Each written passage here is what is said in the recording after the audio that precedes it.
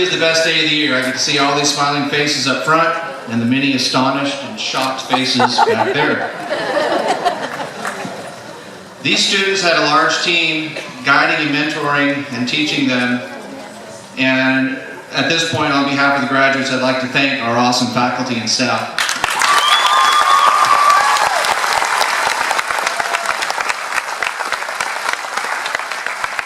They've also benefited from the folks who sit up on the stage tonight, or this afternoon, for providing leadership and guidance to keep a school like this open. I'd like to introduce my board, and I tell people all the time that they're the best board in the state of California, and I don't say that just because they signed my paycheck. I actually do mean it. First, we have Bill Koster, Steve Bogetti, Mike Betts. They really are a great board. From this board, which is made up of very conservative farmers and business people, come some of the most innovative and student-centered schools in the Central Valley. Also on stage tonight that are typically people behind the scenes, I'd like to introduce. First I have Lisa McHugh, our Assistant Superintendent for Business Services. Mr. Vieira, Principal at Delta Charter High School.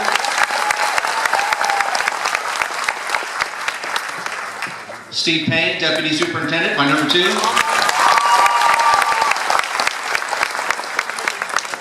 My other number 2, Jeff Tilton, Dr. Jeff Tilton. It's common core, I can have 2 number 2s, it's okay. And also Lori Fercoli, who is the Director of Educational Services.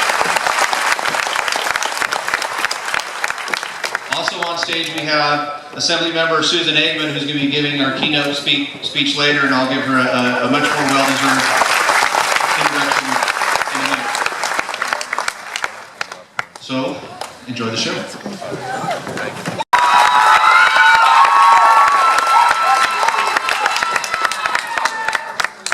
Man, I'm gonna need the Kleenexes too. Oh my gosh. Alright.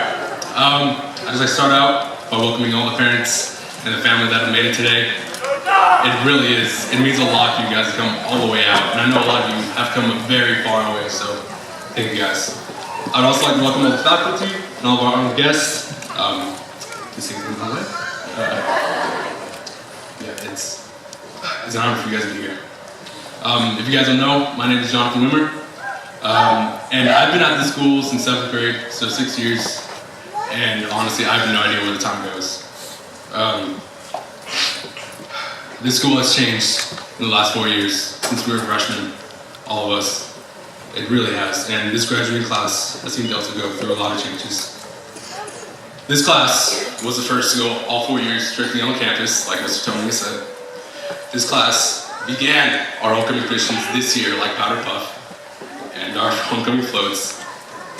And we ran the first night rally in history of Delta Charter. We really started the rallies, going all 4 years on campus. We have created most of the clubs that we see on campus now. We saw the inaugural season of football.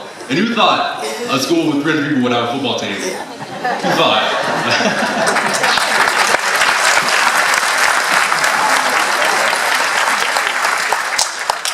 This graduating class has leaders and people who have molded Delta's extracurriculars. Emily Bogetti and Teach Tony, they've built FFA from the ground up. They're critical to the school, and I don't know what we do without them. Amanda Murphy and Grace Quinn, 2 of the most accomplished patient debate people that we'll ever see.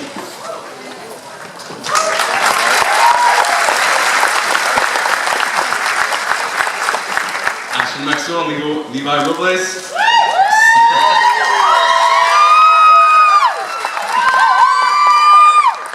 2 of the most outstanding musicians I've ever met in my life, and I'm very happy.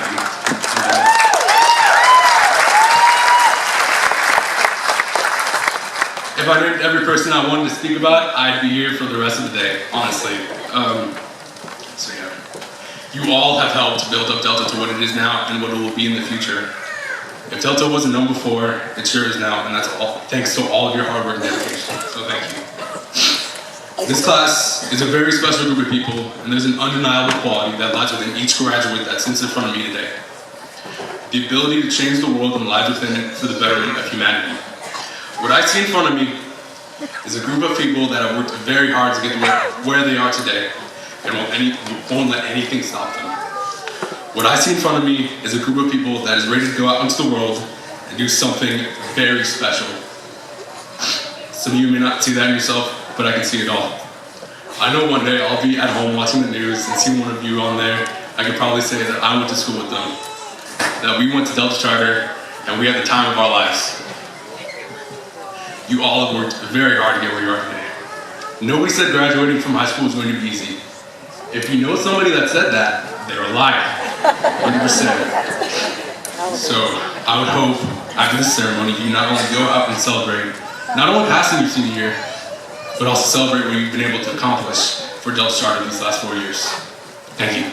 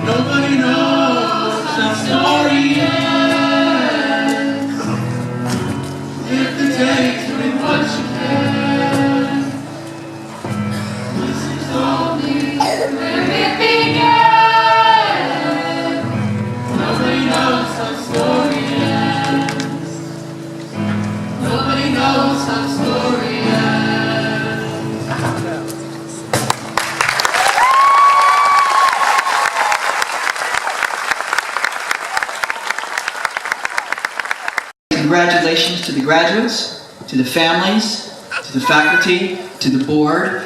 Clearly, this is a class of people who are engaged and you are surrounded by support. So congratulations. Give yourselves a hand.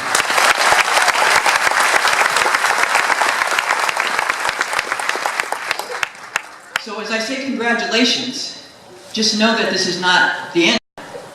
Now some of you may be going on to community college, or four-year college, or to the family farm, or into the military, and you may not even know where you're going at. But hopefully, wherever you go, you try to be your very best self. A lot of keynote people will tell you to go out and change the world, and my message will be, if you are your very best self, you will make a change all around you. And if you make a change all around you, you thereby change the world. Now, when I was coming up, I also didn't know exactly what I was going to do. I was not a kid who did well in high school.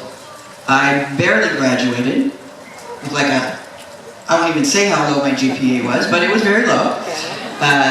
My parents were very happy when I got that diploma. And I knew that more was expected of me.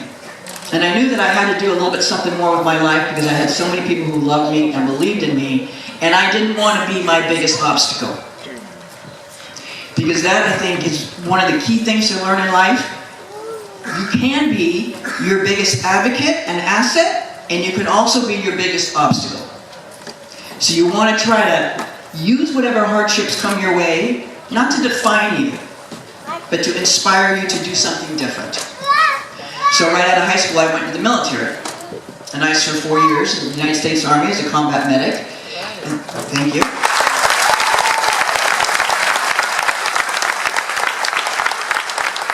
And that instilled in me the desire to serve and the desire to be something bigger than myself. It also gave me a huge sense of discipline, because I realized the lack of discipline had me doing a whole lot of push-ups and crawling around in the mud. Now, I didn't do well in high school, but I was smarter than that. But that was not the path to success. So one of the things I learned there is this kind of internal locus of control, that you don't have to react to everything that's going on around you that's not good, or you can take your time. You can be thoughtful. You can wait for the right minute. Because if you know what your goal is, then make sure whatever you do points you in that direction. Right? When you get ready to make a decision, is this a good idea or is it a bad idea? Does it help me get to where I want to go? Even if you don't know where exactly that is, but hopefully it's happiness, hopefully it's finding your path, hopefully it's finding your passion, making your family proud, whatever it is. When I got back from the military, then I decided I was ready for college. I got my bachelor's degree in psychology, I got my master's degree in social work. I worked a lot around substance abuse, saw the struggles people have, and then I went into hospice work. So I've sat with probably more people than I care to count as they were taking that last journey. Right? You are progressing, you are transitioning to the next to your adulthood, if you will. So I sat with a lot of people, both clients and family members who I loved, as they transitioned from life. And what I learned there is that at the end of our life, people aren't worried about how much money did I make. Was I famous? People want to know that when they take that final step, when they are physically gone, that the world knows that they were here. And whether it's that you were the best cook, or that your family loved you, or that you were in the PTA, or you were a doctor, whatever it is, that you made some kind of impact on the world. That you leave something behind larger than yourself. And I can tell you, as somebody who's traversed life quite a bit, those relationships and those friendships, and those are the things that are going to sustain you and remind you of what your core values are. I never thought I'd get into politics, but here I am. And I should also say, I wear this today because as a kid who barely graduated from high school, I eventually went on and got my PhD.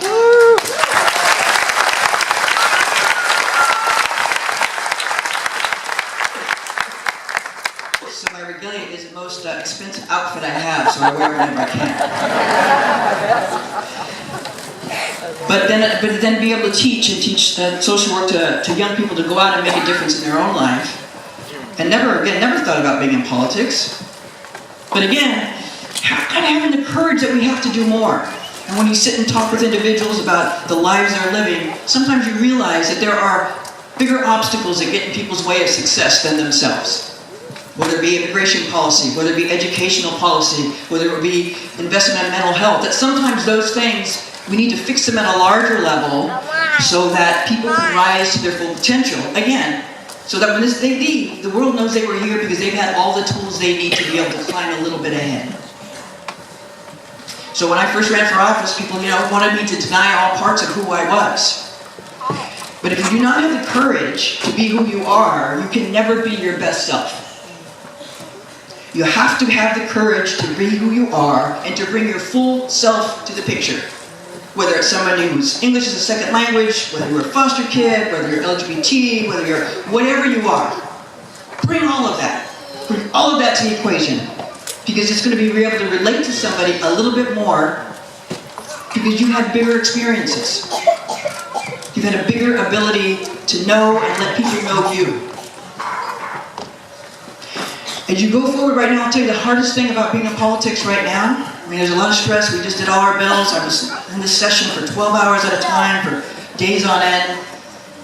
But the hardest part is people's lack of willingness these days to listen to opinions they don't agree with.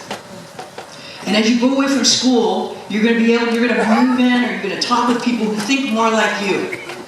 That can leave us so insular if we don't talk to other people to try to understand what their position is. When we hear news, if we go ahead and dig a little bit deeper, what is this based on? Is this true? Is this something I can trust? Before you just kind of run off in one direction or another. Find your information from multiple sources. This is a huge world. As you embark on this journey, take with you your curiosity, your courage, your curiosity, your openness to hear something different. If you are brave, you are open to hear things that challenge you a little bit, that make you think, that push you. Those are all good, valuable things. If you're going to travel, you wouldn't want to just sit in your, right? You go to someplace else, you don't want to sit in the hotel room the whole time and not go out and experience. You've got to go out and experience a different culture, a different place. That's what this journey, as you take this next step, is about. About being your best self so that you thereby are able to change the world. And that takes courage.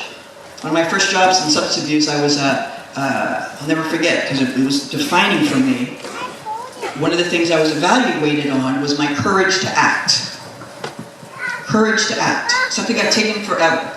Because again, you want to be your best self. When a door opens, you have to have the courage to step through. You have to believe in yourself. And I also encourage all of you to think about running for office. There have been, young ladies, women in the audience, there have been serving in the California State Legislature since we were conceived, 4,557 men.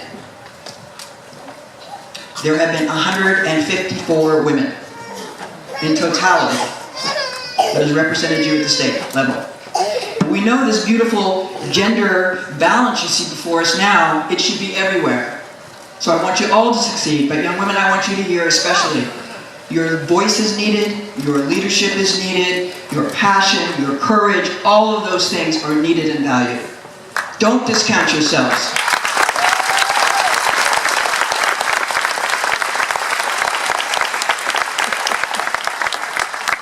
Generally, if a man is going to run for office and they say you need 10 traits, or they're going to apply for a job, they say you need these 10 traits, they have 2, they say, I'm good to go. A woman has 9 and she'll say, oh, maybe I should brush up on my other one first. Believe in yourself. Have courage. Enjoy this next stage of your journey. And be your best self. Congratulations, Delta Chi.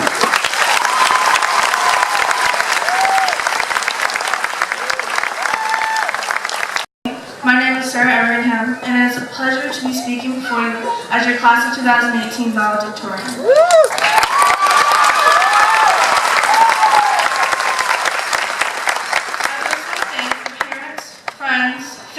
Teachers and staff that are here today. Thank you to our parents for dealing with us and our personalities, standing with us through our success and our failures, and handling our, at times, terrible attitudes and our constant sarcasm. Okay, that one might just be me, but yeah. Thank you, friends and family, for being there when we needed you most and not judging us for our weird quirks most of the time. To our teachers and staff, thank you for letting us be ourselves. You were always there for us and you actually cared about our successes. To you, we weren't just a name on a roster. As a child, I moved a lot from school to school, and in my last 3 years here, I realized so much more how personal this school is and how everybody just accepts each other.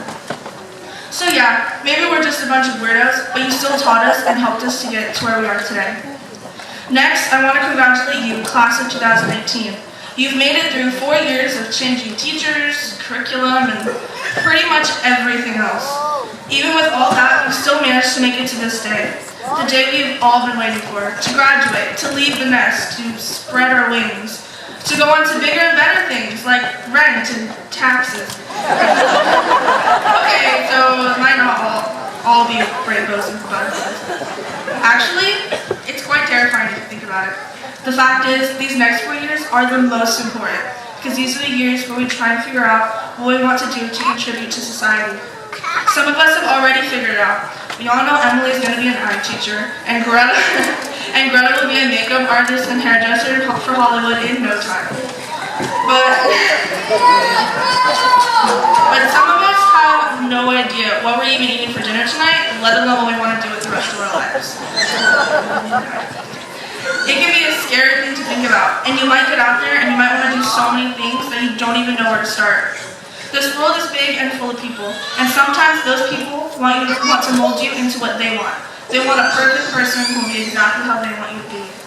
You're like a blob of clay in ceramics class. Everyone is trying to take you and mold you into what they think is a perfect cup. But you are the only one who can make yourself into a perfect cup. Don't let other people try to change you. While it's important to seek guidance, wisdom, and advice from others, your life choices are ultimately yours to make. We will all find our career and lifestyle that is perfect for each one of us, but you don't need anyone to tell you how to get there. The way to your perfect life is full of imperfections. You're gonna mess up, but don't let other people control you on how to fix it. Ralph Waldo Emerson was quoted saying, "To be yourself in a world that is constantly trying to make you something else is the greatest accomplishment." We have had the luxury of being out of school where we can just be ourselves and be accepted. But once you get into the world where you are expected to fit into a little cubicle, don't forget who you are. Don't forget that you are your own personality that is unique to you, and the only way anyone can take that away from you is if you let them. Now, I don't want you to get confused with what I'm trying to tell you. I'm not telling you to quit school or quit your job because it doesn't fit your personality. Our perfect career lifestyle won't just fall in our laps. We have to work really hard to get where we want to go. But don't get so caught up in trying to live like someone else that you actually forget to live. Life's too short to be someone else. When I think about the class of 2018, I imagine the world we will create as adults. Artists, musicians, writers, photographers, teachers, scientists, entrepreneurs, philosophers, social activists, and leaders.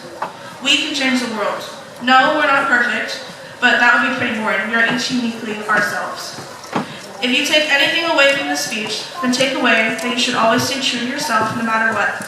And going forward in your career, ambitions, and personal choices, don't let people try to fit you into a box that you don't fit in. So go, be yourself, follow your dreams, and when times get hard and your confidence is low, remember this quote. The freedom to be yourself is a gift only you can give yourself, but once you do, no one can take it away. Congratulations, class of 2018. This is your day.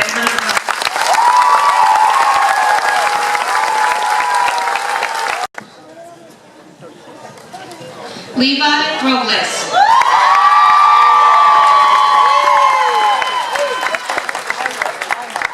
Penny Sophia McWilliams.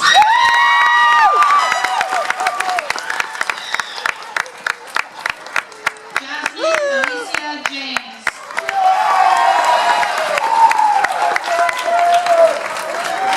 Haley Ann Miller.